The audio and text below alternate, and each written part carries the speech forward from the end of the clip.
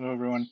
Somebody recently shared with me an essay from the New York Times from May 29th, 1890. Um, it's very funny. I'm going to try to post it to this episode. It's very short, but it's funny and it's reflective of the 1890s, really. It calls the Maronites tramps.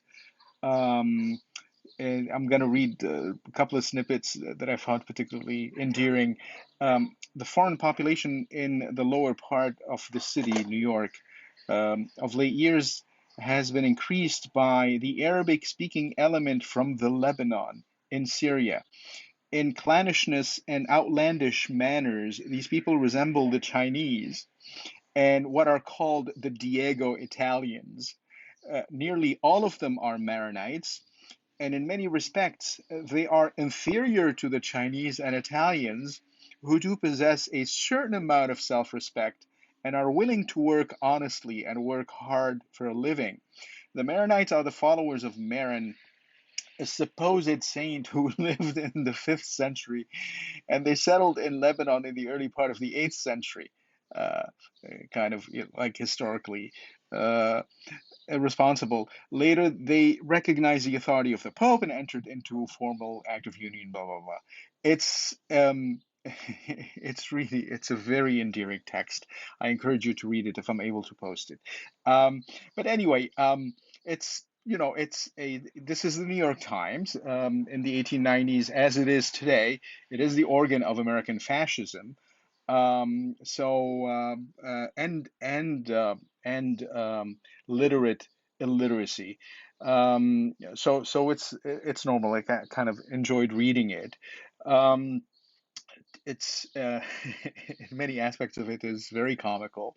It's definitely misinformed and mendacious and unlearned and illiterate, as I said, as the New York Times analyses in our times often are pretentious.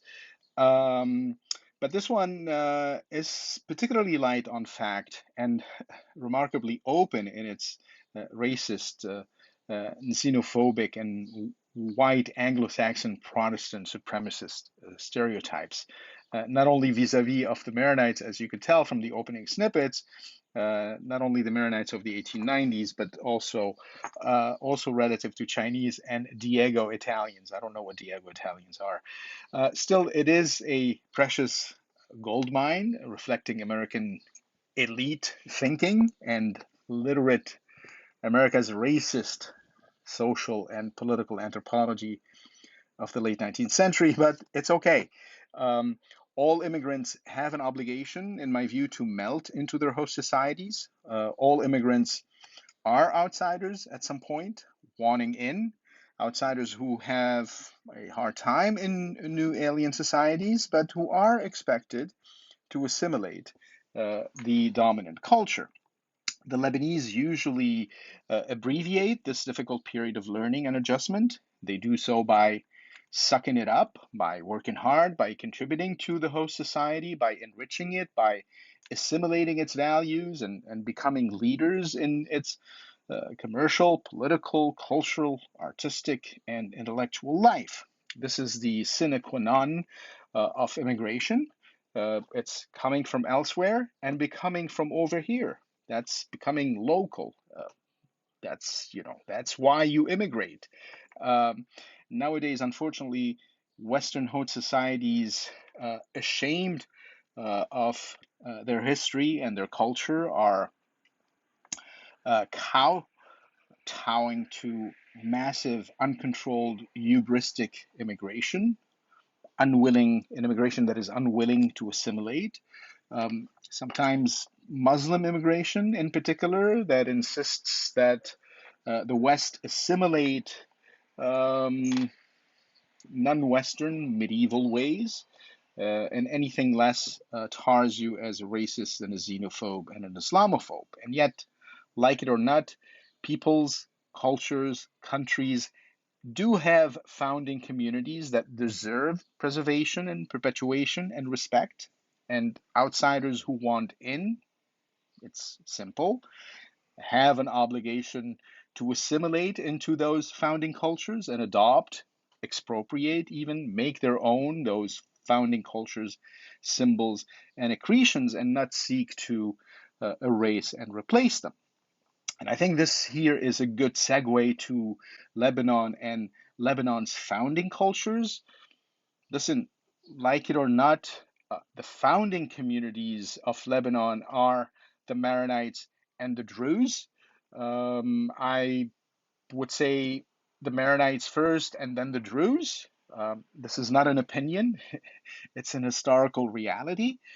Some folks are uneasy about, not to say fundamentally opposed to this reality, the recognition of Druze and Maronites, especially the Maronites, as a founding community of historical Lebanon. So they concoct notions of quote unquote civic states and secularism, ironically, concepts alien to normative Islam, advanced today by a theocratic terrorist group like Hezbollah and its Dhimmi collaborators. And so there begins the erasure, if you will, of the founding communities of Lebanon, the transformation of their historical references, and the reduction their reduction into dhimmi chattel of Arabist and leftists, terms which are essentially new speak for modern Islamists and their Iranic theocratic vilayat al-faqih. And so no sooner should the Maronites or the Druze, for that matter, attempt to affirm their historical rights, their indigenous precedence over the dominant interlopers. They're summarily accused of ethnic or religious, better yet, Christian supremacism, not to say racism, and my personal favorite, treason, and doing the Zionists' bidding, whatever the Zionists' bidding is. Meanwhile, racism and supremacism and colonialism are institutions that were perfected and continue to be worked on under Islam and for Islam. And indeed, those institutions were abolished by Christian thought in general terms, and in the case of Lebanon, by the Maronites. Note how both radical and moderate Islam can always be racialized, but Islamic negationism and persecution of Christians and Jews may not be racial and is always legitimate, even righteous.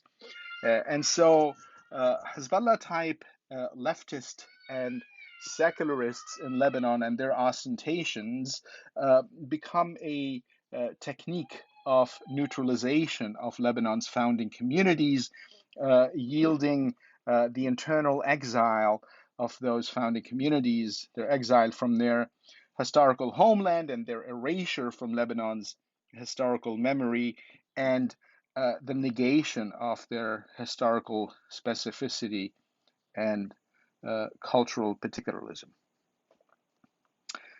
That's all I wanted to rant about today. Cheers.